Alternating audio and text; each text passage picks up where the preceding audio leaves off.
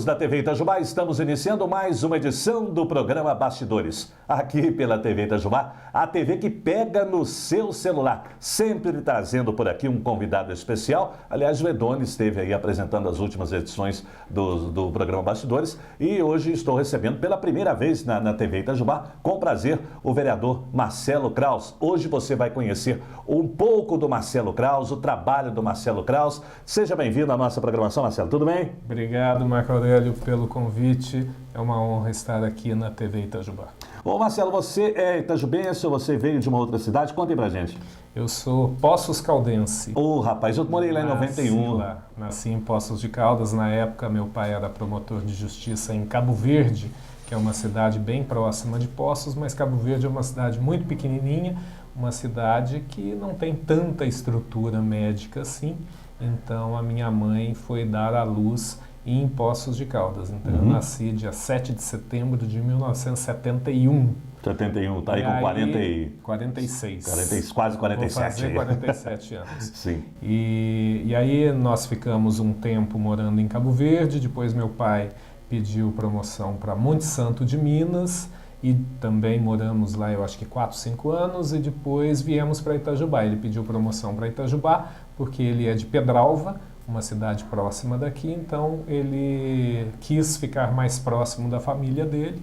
Então viemos para Itajubá em 1978 ou 9, não me recordo agora. Sim. Mas cheguei aqui com 8 anos de idade, cheguei para fazer a segunda série primária aqui em Itajubá. Fiz a primeira série lá em Monte Santo de Minas e a segunda eu já fiz aqui no Colégio das Irmãs.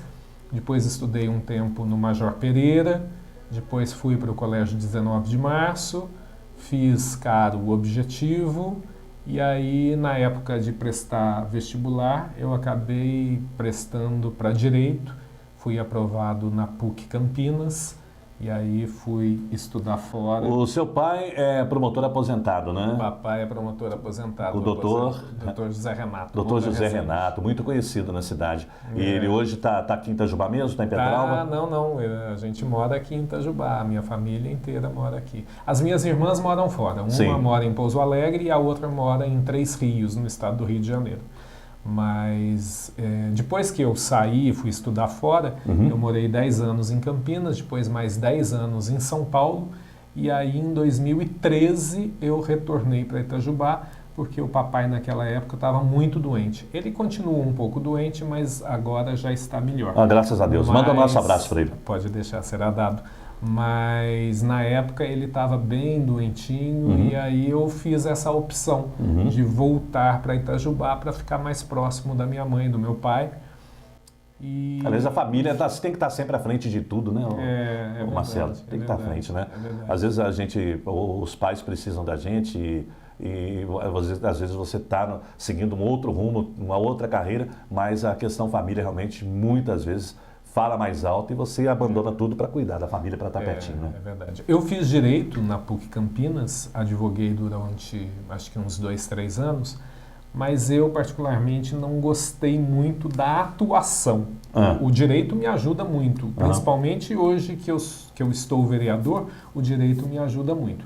Mas eu não gostei tanto da atuação como Direito. E a vida inteira eu gostei muito de móveis. E aí eu parti para esse ramo de móveis. Eu entrei nessa indústria moveleira. E aí a maior parte da minha vida eu trabalhei na Tokstok, sempre no departamento comercial, desenvolvendo novos produtos, fazendo desenvolvimento de produtos novos nas fábricas e colocando o produto à venda para o consumidor e fazendo toda essa parte comercial dentro da empresa. E então eu ganhei uma experiência muito grande lá na Tokstok, sempre nesse ramo dos móveis, e depois tive mais uma participação no Magazine Luiza, que me convidaram para atuar também no departamento comercial deles, para fazer uma mudança no setor de móveis da empresa. Depois também fui para a Mobly, que é um e-commerce, que também só vende móveis. E aí nessa época, em 2013, eu voltei para Itajubá E aí eu montei a minha microempresa e hoje eu sou um representante comercial.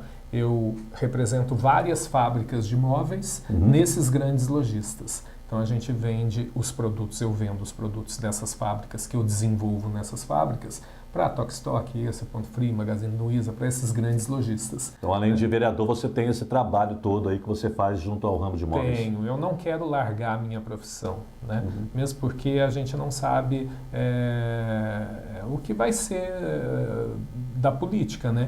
Hoje eu estou vereador, daqui a alguns anos provavelmente eu vou concorrer novamente ao cargo de vereador, mas a gente não sabe se a gente vai ganhar ou não, né? A gente não sabe se a gente está fazendo um bom trabalho ou não. O fato é que o homem público, né, Marcelo? O homem público ele é sempre candidato a alguma coisa, ele está sempre presente, ele está atuando. Às vezes a crítica, o político ele recebe uma crítica referente a isso, mas o homem público é assim, ele tem que ter ele tem que ter uma certa ambição política. Claro.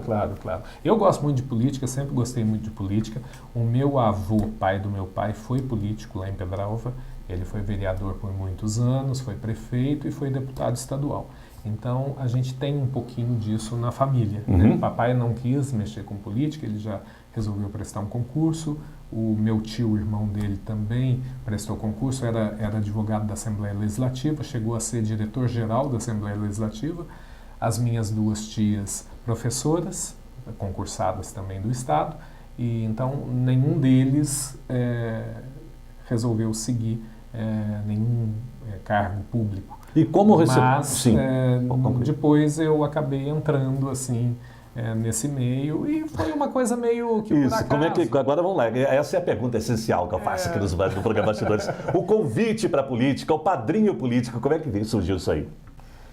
Então, quando eu voltei para Itajubá em 2013, eu logo abri já a minha empresa, comecei a trabalhar e tal, mas eu vivendo aqui em Itajubá, uma cidade menor, uma família um pouco conhecida, então a gente começou a atuar mais e enxergar mais, enfim, algumas coisas.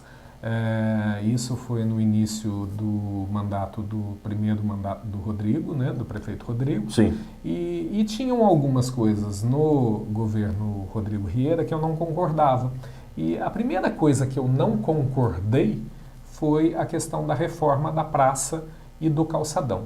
Mas por que eu não concordei num primeiro momento? Porque eu estava vendo sair lá aquelas notícias no Facebook, nas redes sociais e tal, e eu ficava imaginando, a praça foi feita por um projeto do arquiteto Ricardo Hermeto, ele foi no governo, acho que Saulo, se eu não me engano, que houve aquela reforma. Foi na administração do Saulo. Acho que foi. Para mim, era um dos lugares mais bonitos da cidade, era a praça que foi feita pelo Saulo. Tudo bem que precisava de uma certa manutenção, aquelas pedras portuguesas, apesar de eu adorar a pedra portuguesa, mas a manutenção das pedras portuguesas estava precária. Mas eu achava que você não precisava quebrar tudo, destruir tudo e construir uma coisa nova, né? Principalmente porque eu não enxergava que tinha um projeto melhor a ser construído. Porque o que saía inicialmente nas redes sociais, que eu via, eram uns projetos esdrúxulos, eram umas coisas horríveis que saíram lá e que falaram, não, nós vamos construir isso. Eu falei, gente, mas não é possível que eles vão destruir uma coisa que é bonita, que precisa, lógico, de uma manutenção, mas que é bonita para construir isso daqui, né? Então eu comecei a questionar. E aí, como o papai é promotor de justiça, tudo bem, já é aposentado, mas eu a vida inteira estive nesse meio da promotoria, do Ministério Público. Quando eu nasci, o papai já era promotor, então eu sempre convivi muito nessa área. E aí eu tenho uma certa facilidade, até por ser advogado e por ter feito o curso de Direito, eu tenho uma facilidade de escrever, de entender as leis, aquela coisa toda. Então eu resolvi fazer uma denúncia no Ministério Público sobre a reforma da praça e do calçadão. E é uma denúncia que o promotor acatou, virou uma ação civil, Só que a justiça é demorada, o Ministério Público é demorado. A última notícia que eu tive é que o promotor de justiça pediu uma perícia e essa perícia foi feita pelo Ministério Público em Belo Horizonte e já voltou para Itajubá. Eu já tive ciência dessa perícia e averiguaram lá algumas coisas, mas isso é um outro assunto. Um outro assunto que você vai, para o seu segundo semestre, já deve mexer com isso aí. Exatamente. Mas, meio que a reforma da praça fez com que eu...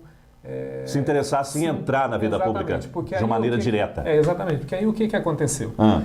Eu colocava nas redes sociais algumas coisas, eu fiz a denúncia no Ministério Público e aí jornal veio atrás de mim, rádio veio atrás de mim, teve até a TV Globo, uma vez veio fazer uma reportagem aqui, me entrevistou. Sim. Então criou-se uma visibilidade, né? As pessoas começaram a perceber que eu, sem cargo público, eu fiscalizava, eu já era um cidadão fiscalizador, né?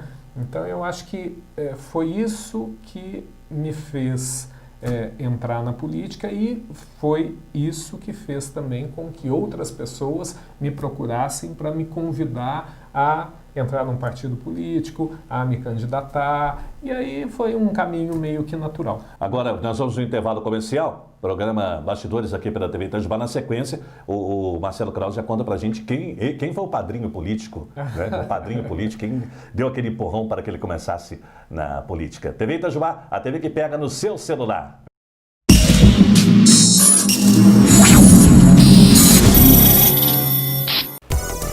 SOS Festas, tudo em artigos para bares, lanchonetes, sorveterias, restaurantes, panificadoras, mercearias. SOS Festas, descartáveis em geral, fantasias, brinquedos e tudo para o seu evento. Ótimos preços, excelente atendimento, com qualidade e variedade. Rua Jorge Braga, 638, bairro Avenida. Fone 3623-2636.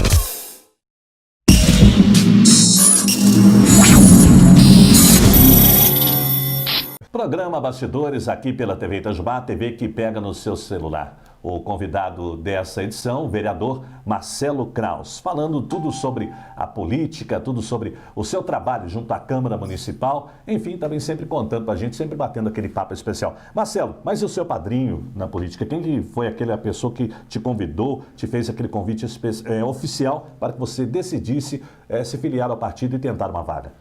Olha, eu não gosto muito de falar dessa coisa de padrinho político, porque parece uma coisa meio de coronelismo. Coronelismo, né? Então muda aí, qual que você prefere? Essa coisa, mas existem certas pessoas que eu gosto muito e que eu converso bastante, são pessoas que certamente naquela época me deram um apoio e me incentivaram a entrar na política, né?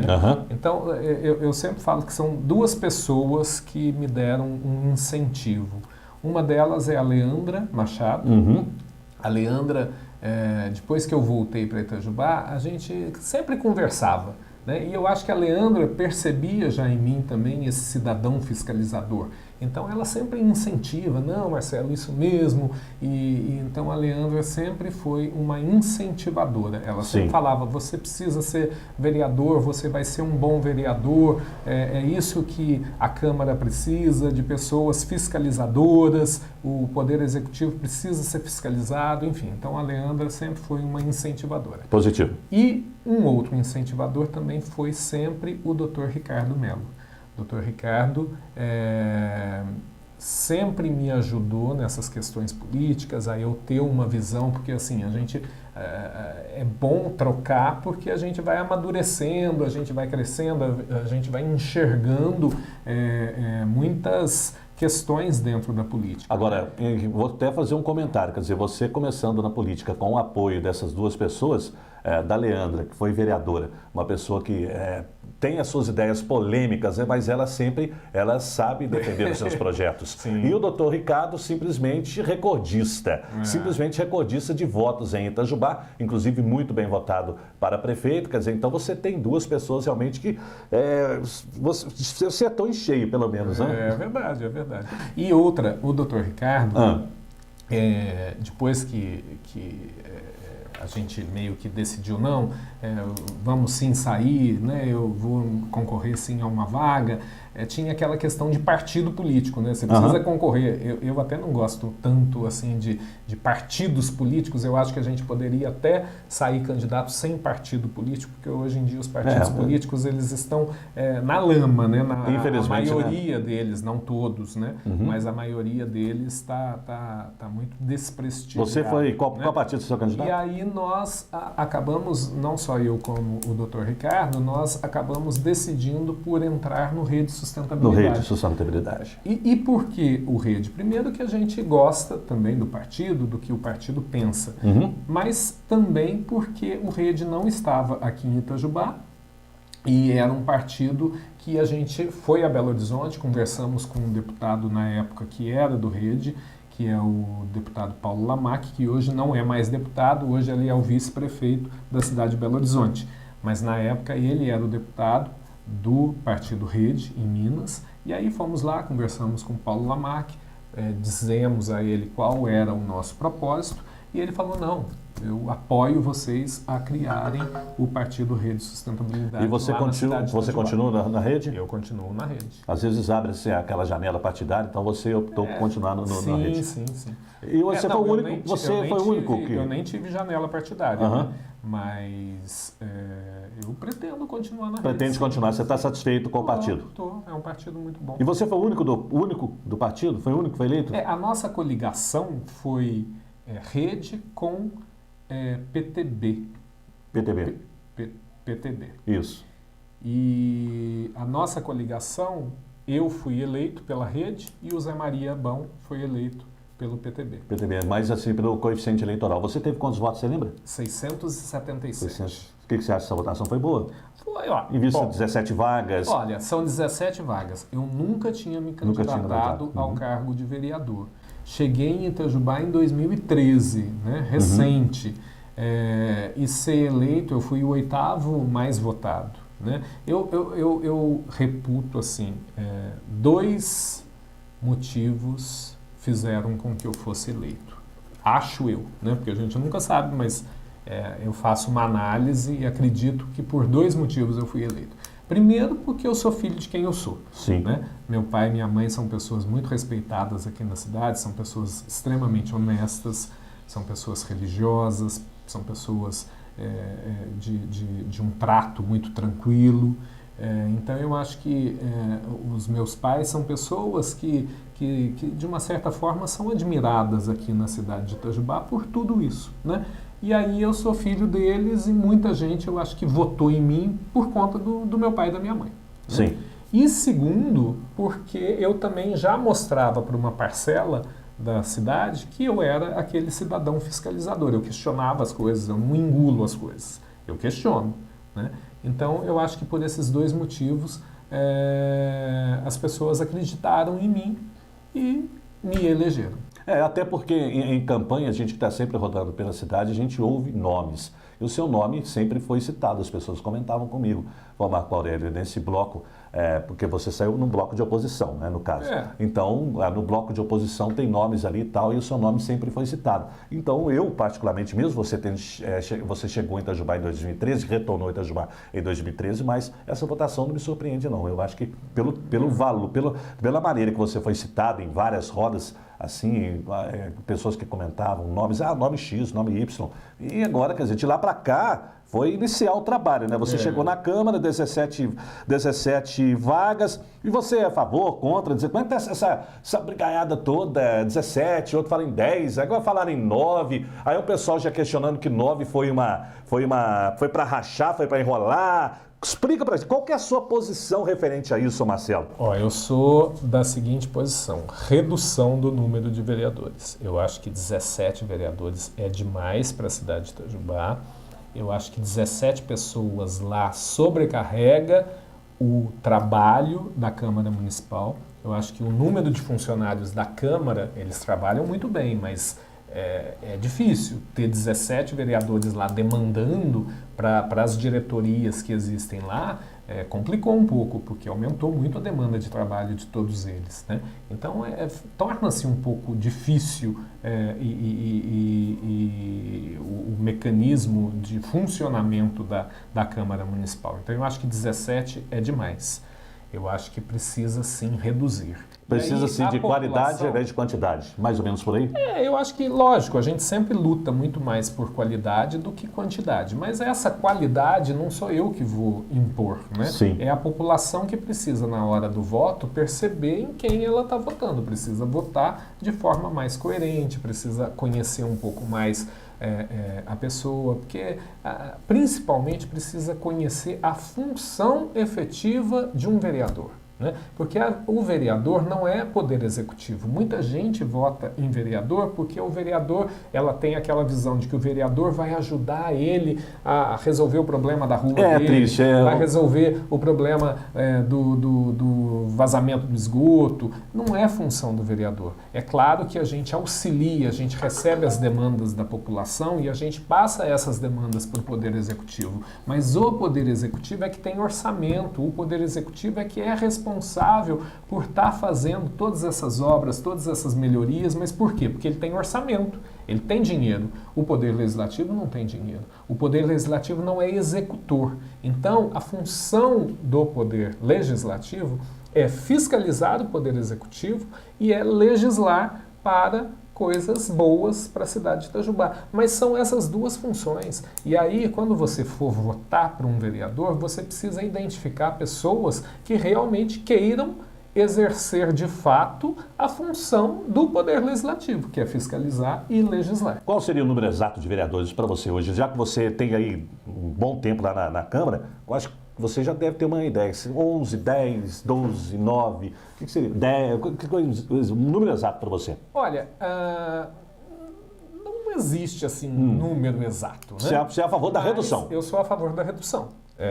Agora, em 2017, eu apresentei um projeto de lei para reduzir para 10. Aí apareceu uma emenda para 13. Aí o grupo de 10 ficou só no 10 e o grupo de 13 ficou só no 13. E aí não teve uma conversa para a gente chegar, sei lá, num meio termo, chegar numa conclusão. Ou a turma do 13 vai e vota no 10, ou a turma do 10 vota no 13. E esse 9 que apareceu aí? Não, então, aí no ano passado aconteceu isso. Ninguém abriu mão e aí ficou no quê? Nos 17. Aí esse ano abrimos novamente essa discussão. Eu também fui autor do projeto para redução de 10. Aí apareceu de novo uma emenda para 13. Aí ficou naquela situação, né? Será que nós... Porque assim, para mudar essa lei, são 17 vereadores, mas precisa de 2/3 dos votos, ou seja, 2/3 de 17 são 12. Então 12 vereadores precisam votar para passar um novo número de vereadores, né? E isso para outra legislatura, porque agora também não muda nada, porque tem gente que acha que a gente vai votar hoje e amanhã já reduz de 17 para esse número que for aprovado. Não, é só para legislatura seguinte. Sim. E aí esse ano também está essa discussão, 10, 13, 10, 13. Aí resolvemos então fazer lá na Câmara Municipal uma reunião extra, né? Não é reunião de plenário, não é reunião nada. Entramos lá numa sala e, vamos todo mundo bater um papo, né? Reunir, o que a gente acha e tal. E aí chegamos num consenso. Porque aí não ficou nem 10 e nem 13. Chegamos, 14 vereadores chegaram nesse consenso. Vamos reduzir então para 11. O que é uma redução extraordinária. Eu acho 17 para 11. Até porque é um número ímpar, não é? No caso de uma votação empatada, o voto do presidente, né? Tem essa questão do número ímpar, Congresso Nacional é ímpar, a Assembleia Legislativa de Minas é ímpar, e aí eles chegaram à conclusão de que aqui também deveria ser. E um número ímpar mais próximo de 10, entre 10 e 13, porque a discussão era 10 ou 13, o número mais próximo dentro desse intervalo seria então o 11. E aí 14 vereadores assinaram. Não, então vamos. Eu falei, bom, 14 vereadores assinaram, então tá aprovado, né? Agora só falta lá ter o trâmite legal dentro da Câmara Municipal, entrar em votação e beleza. Para minha surpresa, desses 14 vereadores, 3 resolveram assinar uma proposta para 9, juntamente com os outros 3 que não tinham assinado os 14. E aí a gente falou, dividiu, não é rachou. possível. Rachou de novo. Né? Então está nesse impasse. Né? Agora, provavelmente em agosto, vai entrar na Câmara a votação da emenda de 9 e depois o projeto de 11. Né? Eu não sei, é difícil de eu falar, foi uma manobra ou... Né? Não sei, mas eu não vejo com bons olhos esse projeto. O fato é que, infelizmente, fica enrolando, né? E a população fica apreensiva. Era uma coisa, exatamente, era uma coisa que já estava mais do que resolvida. Nós tínhamos lá a assinatura de 14, ou seja, a gente precisa de 12 para aprovar. Nós tínhamos a assinatura de 14 vereadores. E aí, quando vê, aparece uma emenda de 9. Vamos para o comercial? Até antes de entrar no comercial, quer dizer, eu acho que o vereador Marcelo Kraus sabe que ali a Casa Legislativa é a casa do povo, então sempre é bom o vereador ouvir o clamor do povo. E a maioria sempre optando por 10, 11, foram 15 vereadores já há um bom tempo atrás. Caiu para 10, então que sejam 11, uma votação que seria muito bom, acho que a população estaria em pleno acordo. Quem sabe, para o mês que vem aí, os vereadores possam pensar melhor aqueles vereadores a respeito disso aí, tá certo? Fica o nosso recado aí aos senhores vereadores. Estamos apresentando o programa Bastidores aqui pela TV Itajubá, a TV que pega no seu celular.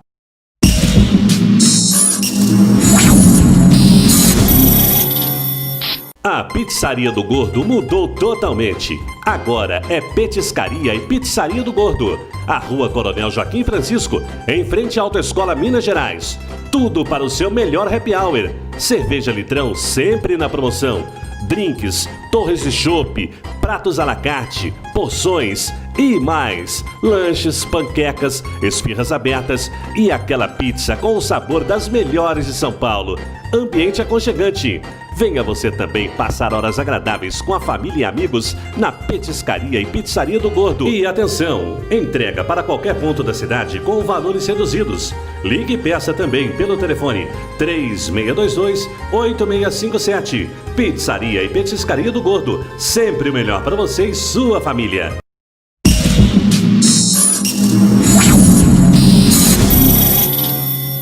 De volta com o programa Bastidores, aqui pela TV Itajubá, a TV que pega no seu celular, entrevistando o vereador Marcelo Kraus. Vereador, vamos falar da situação atual, da situação política do Brasil, do Estado e também do município. Como é que o senhor vê hoje essa relação conturbada no Executivo e também em todo o cenário político estadual, principalmente o Estado de Minas Gerais, nossa querida Minas Gerais, é tão rica e hoje passando uma situação tão triste. Gostaria da opinião do senhor a respeito disso aí. Ô Marco, eu sou muito municipalista, né? Eu acho que tudo começa na cidade de Itajubá. Então eu, como vereador, eu gosto muito de atuar na cidade de Itajubá, vendo os problemas que existem na cidade de Itajubá. Sim. E fiscalizando o Poder Executivo Municipal. É claro que a gente não pode fechar os olhos para o governo federal e para o governo estadual, né?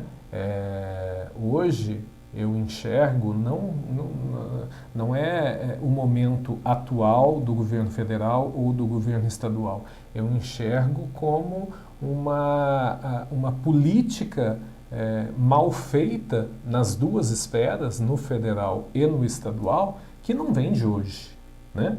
Não é só o presidente Temer que é culpado, ou não é só o governador atual de Minas que é culpado. Existe uma história, né, de maus governos que a gente vem acompanhando tanto no governo federal quanto no governo estadual, né?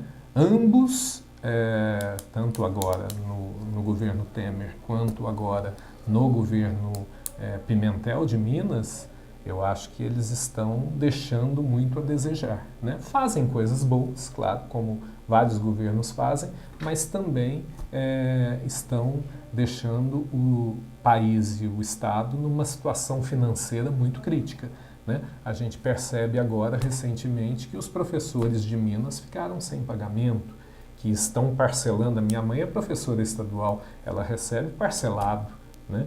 Então, é uma situação muito triste da gente ver aonde o governo federal chegou e aonde o governo estadual chegou. Mas é culpa só dos dois atuais? Não, não é culpa também só dos dois atuais, não. Porque isso é uma história de maus governos que a gente vem presenciando. Essa má gestão, de uma maneira geral, que o senhor tem comentado, talvez seja pelo fato de que um determinado executivo, o governador, o presidente, ele tem que agradar todos aqueles que trabalharam para ele,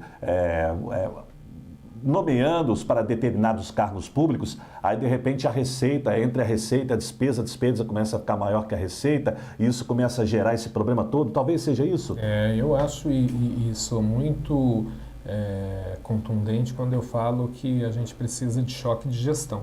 Não só no governo federal, no estadual, mas principalmente no municipal. Tá. A gente vê a quantidade de cargos comissionados que existem em todas as esferas, né? E no governo municipal também não é diferente, né? Quanto que é essa folha de pagamento de cargos comissionados aqui em Itajubá?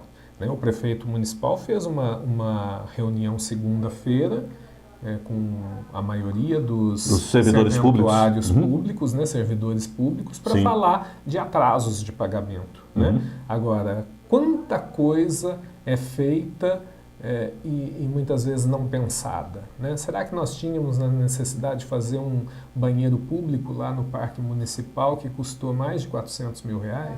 Né? Então, assim, é um monte de coisa que a gente tem que questionar, né? Porque é um dinheiro público gasto, né? Então, às vezes você faz uma coisa e está deixando de cumprir outras, né? Pagamento de salário de funcionário é uma coisa muito importante, né?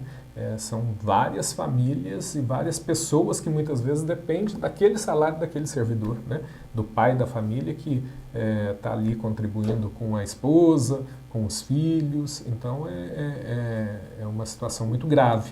Não só no governo estadual, que o Pimentel está atrasando aí os salários, como no governo municipal, que pode também acontecer. Os prefeitos de todo o estado de Minas Gerais reclamam dos repasses, de uma maneira geral, do governo estadual, né? IPVA, o FPM, vários e vários impostos que caem na conta do governo estadual, que há o repasse. Isso não está sendo feito pelo governo do estado, que está alegando que as prefeituras estão literalmente quebradas. O senhor concorda com isso? Concordo, precisa. Se está devendo, tem que pagar.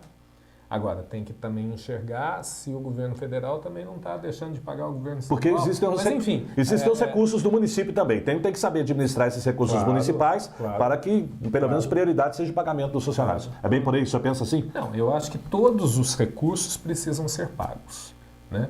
Tanto o governo federal precisa pagar os recursos para o governo estadual, tanto o governo estadual tem que repassar para o governo municipal, não só para Itajubá, como todas as outras cidades, porque as cidades, os municípios, dependem muitas vezes desses recursos do Estado e da federação, né? Itajubá, é lógico que depende também, mas Itajubá não está dependente só desses recursos, mas tem município muito pequeno, tipo Piranguinho, Maria da Fé, são cidades muito pequenas que elas por si só não geram tanta riqueza e que depende quase que exclusivamente dos recursos estaduais e federais, né? Então, quando você não recebe esses recursos, é uma vergonha, coloca em xeque muitas vezes a administração do município, né? Itajubá tem a geração de recursos dela própria, mas também depende também do governo do estado e da federação. Então, ambos os governos, federal e estadual, precisam passar esses recursos, precisam honrar com esse compromisso, porque é muita gente que depende disso. O que o senhor acha que falta para Itajubá hoje? Desenvolvimento. Eu acho que Itajubá, ela cresceu, mas ela não se desenvolveu. Itajubá, ela precisa gerar mais recurso financeiro. Ela precisa ter um orçamento muito maior. Você vê que Poços de Caldas tem um orçamento anual, eu acho que de 600 milhões. Extrema tem o terceiro maior orçamento, né? Terceiro, é por aí. da região. Extrema é uma evolução constante aquela cidade. Pouso Alegre também está crescendo demais. É claro que existem N motivos. Principalmente o fator geográfico ali naquela exatamente, cidade. Existem N motivos. Só que eu acho que o município ele precisa buscar esse desenvolvimento. Né? E eu acho que Itajubá não busca tanto esse desenvolvimento. Né? Você vê Santa Rita, que é aqui do lado, ela é uma cidade, tudo bem que o orçamento também é muito menor, mas é uma cidade também muito menor do que Itajubá, mas ela está em constante evolução, aquelas microempresas, aquela geração de tecnologia que Itajubá poderia muito bem também criar. Né? Itajubá é uma cidade que tem uma Unifei, que tem uma faculdade de medicina, então assim, ela tem tudo para se desenvolver muito mais. Né? Então eu acho que nós estamos, sim, caminhando, mas eu acho que Itajubá cresceu, mas precisa se desenvolver muito mais. Precisa achar um caminho de desenvolvimento, porque a gente precisa aumentar o nosso orçamento anual para, gerando mais recurso, estar atacando os problemas, estar cuidando mais da população. Mas é com recurso que a gente faz isso. Algumas pessoas reclamam, acham que o custo de vida em Itajubá é maior em relação às outras cidades da região. O senhor concorda? O senhor tem uma relação com o Poços de Caldas ali? É que eu morei em cidades muito grandes em que o custo de vida é maior do que aqui. É maior. Você vê, eu morei 10 anos em São Paulo e o custo de vida em São Paulo é muito pesado. Né? Morei em Campinas, que não é capital, mas é uma cidade muito grande que também o custo é alto. Então, lógico, se eu comparar com essas cidades que eu já morei, o custo de Itajubá não é tão elevado assim. Mas a gente percebe que várias pessoas que eu convivo, que reclamam, né? Não sei se é por ser uma cidade universitária, então eles falam, o aluguel de Itajubá é caríssimo, né? Enfim, é lógico que você tem que fazer uma análise aí para ver se realmente o custo é alto ou não. Eu acho e não acho. Transporte público em Itajubá, que nota o senhor daria? O que o senhor acha do transporte público de Itajubá? Olha, eu não vou ser hipócrita de falar que eu uso o transporte público de Itajubá porque eu tenho carro. Sim. Mas já fui várias vezes na Valônia, já fiscalizei a Valônia, eu sou presidente da Comissão de Obras, Serviços Públicos, Habitação, Política Urbana.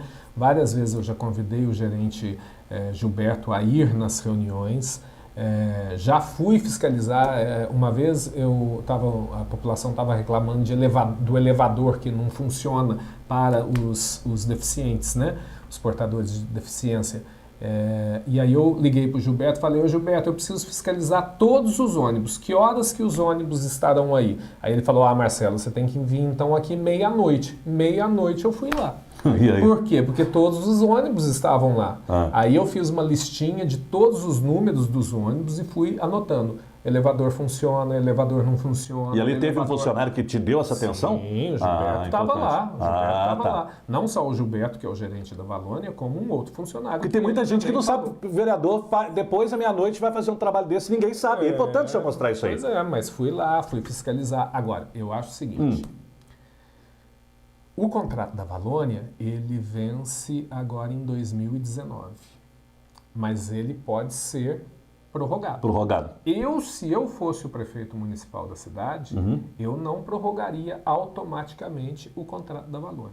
Eu abriria uma nova licitação. Assim como está tendo em Pouso Alegre. Foi mais ou menos o que aconteceu em Pouso Alegre. A Valônia, abrindo uma nova licitação em 2019, a Valônia vai poder participar. Né? Só que aí ela vai participar com outros concorrentes. Né? E aí nós vamos ter que escolher a melhor empresa para prestar esse serviço para Itajubá. Porque as coisas, esse tipo de serviço mudou muito. Né? Hoje em dia a gente tem, eu não digo que isso vai acontecer, mas hoje em dia a gente tem ônibus com Wi-Fi, a gente tem ônibus com ar-condicionado, a gente tem uma série de novas tecnologias que surgiram até para o transporte público. Tem ônibus que não é a gasolina mais, a diesel, a gás, enfim, é uma série de coisas que tudo bem, pode ser que não Que devem ser adaptadas para a cidade. Pode ser que não seja viável aqui para Itajubá, mas assim, é uma série de novas tecnologias que surgiram e que muitas vezes a Valônia hoje não tem aqui em Itajubá, né? Mas será que abrindo uma nova licitação, essas novas empresas e a própria Valônia não vai tentar prestar um melhor serviço para a população de Itajubá? Por isso eu sou a favor de nova licitação. Eu não sou a favor de fazer uma prorrogação de contrato por mais 15 anos. Agora, em relação à Copasa, vereador, tem aí, o pessoal reclama muito da taxa de esgoto, dos serviços feitos pela Copasa. Gostaria que o senhor fizesse também uma análise. Tanto Valônia quanto Copasa são contratos muito longos, né? Copasa é um contrato de 30 anos, Valônia é um contrato de 15, prorrogável por mais 15. Um contrato é sempre feito com duas partes, Valônia e Prefeitura, Copasa e Prefeitura. Então, ambas têm obrigações, têm direitos e deveres. Então, muitas vezes a pessoa fala lá, a Valônia não está fazendo isso, não está fazendo aquilo, só criticando a Valônia. Mas espera aí, será que a Prefeitura Municipal ela está fiscalizando a Valônia? A Prefeitura Municipal ela está fazendo a Valônia cumprir com as cláusulas estipuladas no contrato? Da mesma forma a Copasa. Eu acho assim, a Copasa, a gente não pode só criticar um lado, a gente tem que analisar os dois lados. Será que a Prefeitura Municipal ela está cumprindo também com os seus deveres dentro do contrato da Copasa? Será que a Copasa está também cumprindo com as suas obrigações contratuais? Então é isso que precisa ser analisado e ser visto, né? Muitas vezes é difícil a população enxergar isso, mas o vereador serve para isso. O vereador serve para fiscalizar esses contratos, o contrato da Valônia, o contrato da Copasa. E, referente à Copasa, eu fui um autor de um requerimento solicitando a abertura de uma CPI da Copasa, né? Eu insisti para que os meus colegas vereadores abrissem essa CPI. Votamos lá na Câmara, foi aberta uma comissão parlamentar de inquérito para investigar, não a Copasa, para investigar o contrato entre Copasa e Prefeitura, né?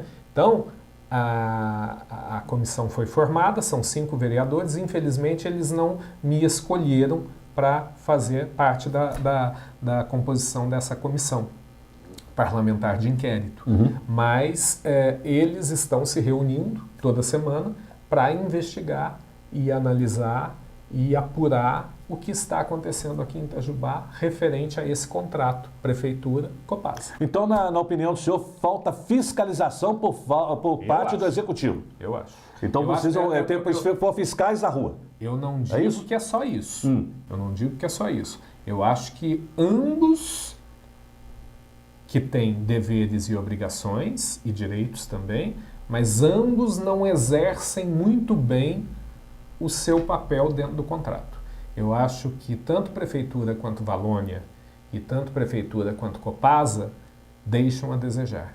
Porque, por exemplo, a Prefeitura não tem um corpo de fiscal que vai analisar e fiscalizar a Valônia. E isso faz automaticamente que a pessoa, se não tem fiscalização, vou relaxar. Exatamente. É por aí. É por aí. Eu acho que é por aí. Por exemplo, você tem um emprego. Aí, se o seu chefe ele é mais rígido, você vai ter uma postura... Eu tenho que mostrar resultado. Exatamente. Você vai ter uma postura dentro do seu trabalho de mais resultado, né? Agora, você pega um chefe que não olha seu serviço, que não está nem aí. Não estou dizendo que esse é o caso, só estou exemplificando. Sim. Né? Você também é natural do ser humano. É natural do ser humano. Se o ser humano não é cobrado toda hora ali, tal, ele fica um pouco mais relaxado. E muitas vezes nesses contratos acontecem isso, né? Porque um depende do outro, né? Copasa depende da Prefeitura, a Prefeitura depende da Copasa. Então, e a mesma coisa a Valônia. E existem cláusulas também que a partir do momento que elas não são cumpridas, você paga uma multa, de repente pode até acontecer um distrato. O senhor como advogado, o senhor pode passar melhor para a gente isso aí? Claro. A gente fez uma reunião na Comissão de Obras ano passado. e o gerente Gilberto estava, e também o secretário de Planejamento. E aí uma das perguntas que eu fiz foi, nesse ano de 2017, quantas vezes o senhor multou a Valônia por não estar cumprindo bem o trabalho? Não multou. Então realmente falta aquela... Entendeu? Ah, não, mas não multei porque não teve reclamação no Fala Cidadão. A gente não recebe reclamação. Mas espera aí, é só abrir o Facebook, que hoje é uma rede social muito importante, que você vai lá ver milhões de reclamações. Né? Então eu acho assim, falta um pouco essa fiscalização mesmo. Sabe? Eu acho que ambos ficam em situações um pouco confortáveis. E aí, quem sai prejudicado é a população, sem dúvida. Sem dúvida alguma. Vereador, bom, estamos quase encerrando o programa Bastidores, mas nós estamos aí entrando praticamente em época de mais um pleito eleitoral. E gostaríamos que o senhor passasse para a gente se o senhor já... como não existem ainda candidatos, nós estamos gravando esse programa antes do dia 15 de agosto, então existem pré-candidatos, mas gostaríamos que o senhor analisasse, avaliasse nomes que o senhor deverá apoiar. Você é um homem público, então às vezes muitas pessoas... Ô Marcelo Krause, você vai estar com quem? Com quem que você... O que o senhor poderia passar para a gente? Já tem algum nome decidido que o senhor deve apoiar, vai trabalhar para que essa pessoa, caso seja candidata, venha a ser eleita? O voto é secreto. Ah, então. Não, mas olha, as convenções não aconteceram, a gente não sabe, a gente ouve vários nomes aqui em Itajubá, vou sair para deputado estadual, vou sair para deputado federal, enfim, mas ninguém sabe nada, né? Mas a rede, por exemplo, a nível como o senhor da rede, até o partido pede o apoio para o senhor. Ela traz alguns nomes e fala, esses são os nossos nomes na região e tal. Sim, mas ainda também não foram definidos agora. Né? Não foram definidos. Agora, uma pessoa que eu sou muito próximo, uma pessoa que foi um dos meus incentivadores, que é o Dr. Ricardo. Dr. Ricardo, Mello, ele é um pré-candidato? Eu não tenho certeza se ele é um pré-candidato, mas pode ser que ele saia como pré-candidato a deputado estadual ou federal. Sim. Não sei. Essas coisas ainda não estão muito definidas. Mas caso o Dr. Ricardo Mello saia para candidato a deputado estadual ou a deputado federal, certamente eu vou ter uma aproximação maior com ele, com certeza. Né? Mas, por enquanto, é a única pessoa que eu me sinto confortável. E fala, o único nome que o senhor analisa, que o senhor tem esse modo de falar bem, de mostrar o apoio, doutor Ricardo, caso ele venha a ser candidato a deputado estadual ou mesmo federal. E a partir do momento de senador, governador, então o senhor fica também, aguarda a posição do partido para o senhor tomar uma atitude. Então. O meu partido ele vai lançar candidato a presidente da República, que é a Marina Silva, e o meu partido também vai lançar candidato ao governo do estado, que é o João Batista Marisguia. São pessoas que eu gosto, são pessoas que certamente eu vou votar. E agora, aqui em Itajubá, a nível de deputado estadual, federal, essas coisas ainda estão muito incertas, né? Então, eu vou esperar aí as convenções para a gente ver quem realmente vai sair, quem realmente a gente apoia. Mas, volto a dizer, o Dr. Ricardo merece todo o meu respeito, toda a minha consideração. É uma pessoa extremamente honesta. Eu acho que a política realmente está precisando de pessoas honestas e pessoas bem comprometidas. Então, eu olho com bons olhos para o nome dele. Quero agradecer a sua presença, muito obrigado. Eu que agradeço. E vem sempre aqui no programa Bastidores. Será um prazer. É isso aí, gente. Estamos encerrando mais uma edição do programa Bastidores aqui pela TV Itajubá. A TV que pega no seu celular. Até a próxima, gente.